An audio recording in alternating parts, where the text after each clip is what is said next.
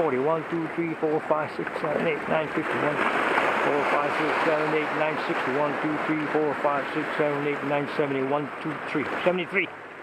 73 yards. Alright, this is my final test. This is the Cabo, Quantum Cabo 50 performance tuned. And how I learned this thing is I called the tech. We don't want to lose a knob here. But I called him up and he told me what the model number. So I look on the box and all this kind of stuff. And anyway, but I didn't have the box with me. So we don't want to lose this knob. That's all we need here. Don't do this over there. Anyway. So I had to remove the spool. And this is CSP. Supposedly it's Cabo spinning. Man, I'm not sure what the P stands for. Forgot. 50 is a model number. P performance tuned. And SE performance tuned. No, I don't even know what that stands for. And the E is the model number. This is a new one. So the next one's come out will be the F, I guess. Or D. A, B, C, D, E. The next one will be an F, I guess. But anyway, this is approximately 10 hours of whipping. 6 hours ago, or let's say this is 1 hour sessions. Six hours ago would have been like 4 hours. Anyway, I used it the first day. It was good. It was smooth. I could cast far. But I only threw maybe around 30 casts, maybe 40. It was good to go. Then the second day, I went whipping with some clients, and we whipped for 4 hours. In 4 hours, I lost about 60 yards of braid because we had windknots to the max, and I wasn't happy, of course, but we lost about 60 yards. So I came back and I called Quantum, and they recommended me to change the braid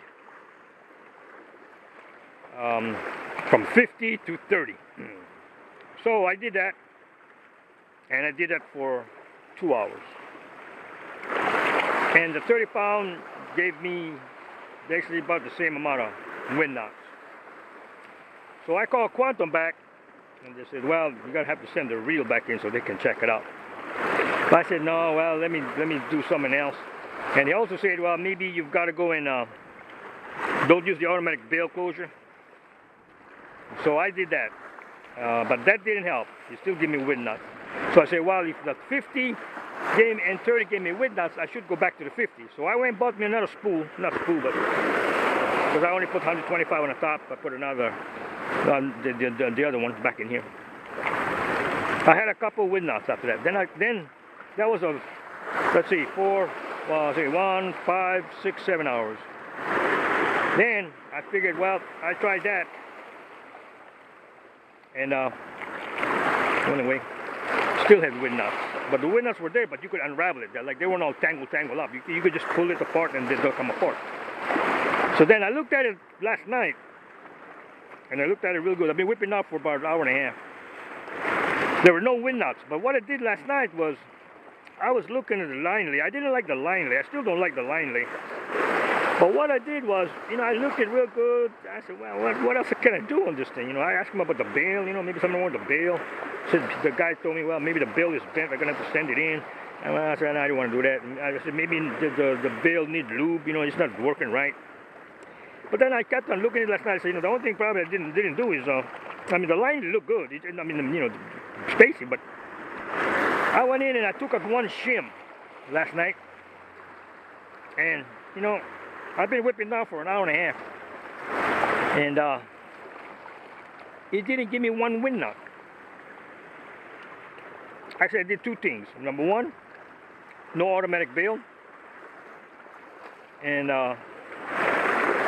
this I did last night. So then I said, okay, well, let me just use it with the automatic bail on. So I did use it with the automatic bail on, and I didn't get no wind knots in an hour and a half. So I don't know, an hour and a half would be like, I'd say 90, that's about 180 cranks. It's about one crank, I mean, one 60-yard interval would give me about 30 seconds. It's 30 seconds per whip. So in 1 minute, it's 2 whip. So if you go 90 minutes, we say approximately 180 casts. And there were no wind knots. So, you know, I think we found the problem. I'm going to call Quantum today, and I think that's what it was. I just took one shim out. I still don't like the line lay. And I just took one shim out. Maybe it looks a little better now, but hard to tell. But I figured that's the only thing I didn't do. You know, I figured, well, it might be on the bottom. But anyway, so that's what I did. But anyway, this is my final test, but I'll probably test it this afternoon again. But there was no wind knots. So I think we found the problem. By the way, number one, I like the drag. Love the drag system. But for this one here, all of these locked down, 180 degrees, 180 degrees, 180 degrees, and another 180 degrees. This basically gave me a 7-pound drag. I think it was. I forgot now. I know we did last night, but 1 and 2 and maybe just a little bit more. Yeah, sorry. Just trying to see, almost similar to the Spheros actually. But this is supposed to have a 35-pound drag. So the good thing about it, what I like about this reel is, number one, I like the drag. I wanted one loud and soft. Then you could adjust the, you can adjust it for small game. I caught a couple small fish, you know, Ninu and Kyle, but I didn't poke them. That's, I love that. I don't know too much about it, but you know, it does work, this thing. I know people are saying that, you know, look, my hand is small, so if you look at where it hits, it's really close to my fingers. And the complaint was people who had bigger hands than me, the bill was knocking their fingers. But for me, it's okay. So if you're bigger than me, yeah, this might hit you and pose a problem. But for me, it's okay. I still like the ball. It's okay. This is okay. It's a little odd, the shape of the crank system, but it does work. There's no reverse. What else? You get a big bail roller. So everything is good about it now. And like I said, this is the 10th hour approximately that I've been whipping with a 2-ounce lure and half-ounce weight for small game and all that. And like I said, you can go 35-pound drag versus the Spheros at 22. So this might be my go-to. But we're going to use it for a little bit more, and we'll post. The smoothness of this thing is not as smooth as the Spheros, but I mean, you can feel it. You can feel like a little tension to it, but you don't feel no bearings, like, you know, meshing and no gears. And so you can do with that. That's fine. But the Spheros is still top dog. It's smooth. Maybe the more you use this, it might be better. This is supposed to be made for salt water. I love the finish on it. Really good. And I like the price. This one was $165, which is the closest one next to the Spheros at about 155 or 160. And but you get 35 pounds of drag. I love the drag system, better than the Spheros. And you cast basically as far as the Spheros, or maybe a tad more.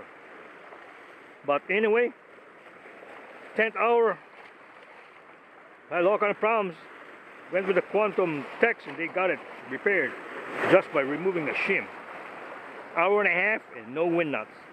So anyway, this is WWJ whipping with Joe on a Quantum Cabo 5.0, fitted with 50-pound braid. Aloha from the island of Kauai, Hawaii.